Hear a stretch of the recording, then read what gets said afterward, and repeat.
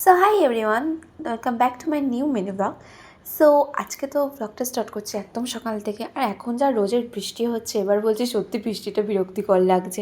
মানে কোনো কাজই করা যাচ্ছে না, সব সময় বৃষ্টি চলছে।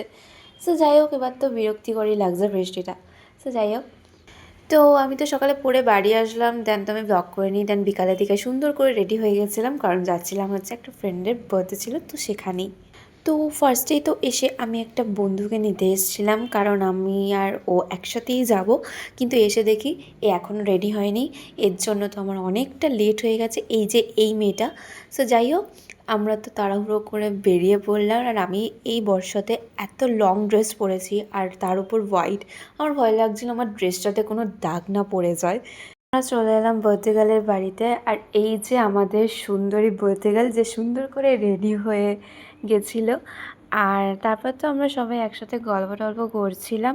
দেন তো আমি খেলাম একটু ফানটা। দেন ওরও কেক কাটিং স্টার্ট হয়ে গেছিলো। আর আজকে না ওকে সব থেকে বেশি মিষ্টি লাগছে।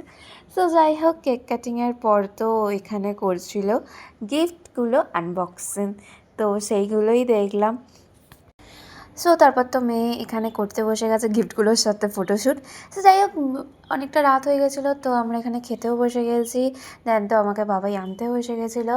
সো ভিডিওটা এই পর্যন্তই। ভালো লাগলে like, comment, share and subscribe করে দিও। So bye guys, see you letter.